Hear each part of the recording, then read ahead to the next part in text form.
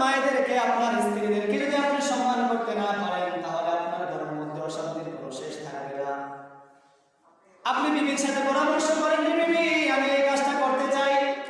আপনার মেয়েকে নিয়ে বসেন, আপনার মেয়েকে সামনে রাখেন, আপনার বিবিকে সামনে রাখেন, রাখার পরে বলেন, ও বায়ার বিবি আমার, আদরের বিবি আমার, তোর সাথে আমার কোনো সম্পর্ক ছিল না, তোকে আমি চিনতাম না, আল্লাহ সুবহানাহু ওয়া তাআলা তোর আমার সাথে জোর মিলায় রাখছে বিদায় তুই আমার ঘরে আসছো, আজকে আমি এই কাজটা করতে চাইতেছি, তোর পরামর্শ চাই।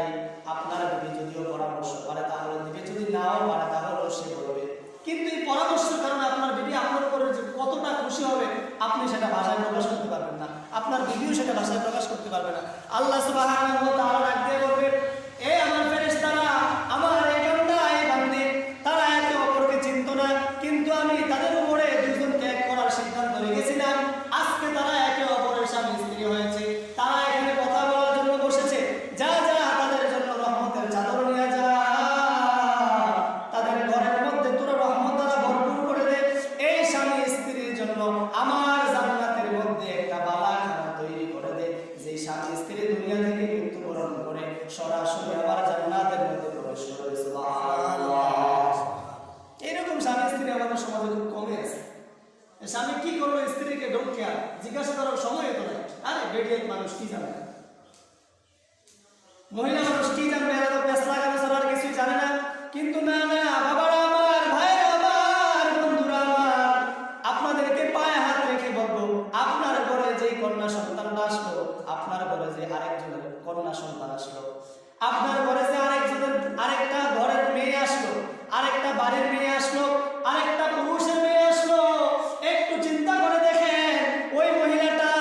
আপনার ঘরে আসছে, সে তার বাবাকে রেখে এসেছে, সে তার মাকে রেখে এসেছে, সে তার আদরের ভাইদেরকে রেখে এসেছে, আদরের বোনদেরকে রেখে এসেছে, সে আপনার ঘরে আইসা দাসীর মতো কাজ করতেছে, আপনার সংসার দেখতেছে, আপনার খেদমত করতেছে,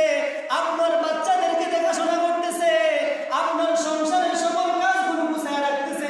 সারাদিন পরিশ্রম করতেছে, গাধার মতো খাটতেছে, তারপরেও যদি আপনি ঘরের মধ্যে যাইয়া আপনার বিবিকে সালাম দিতে না পারেন, আপনি যদি যাইয়া আপনার বিবির সাথে একটু ভালোবাসায় কথা না বলতে পারেন, একটু ভালো মহব্বত নিয়ে যদি তার দিকে এক নজর তাকাইতে না পারেন, তাহলে আপনার ঘরের মধ্যে জিন্দেগিতেও শান্তি আসবে না। অপরদিকে আপনি যদি আপনার বিবিকে ঘরে যাইয়া সালাম দেন, আসসালামু আলাইকুম ওয়া রাহমাতুল্লাহ, আপনার বিবির সাথে যদি একটু হাসি মুখে কথা বলেন, আপনার বিবির থেকে যদি একটু পরামর্শ নেন, আপনার বিবিকে পাশে বসা, আপনার বিবিকে পাশে রাখিয়া আপনার সংসারের হিসাব যদি করেন, আল্লাহ রাসূল সাল্লাল্লাহু আলাইহি ওয়াসাল্লাম বলবে, দুনিয়ার মধ্যে যদি কেউ জান্নাতের বাগান দেখতে চাও, ওই ঘরের মধ্যে তাকায় দেখো,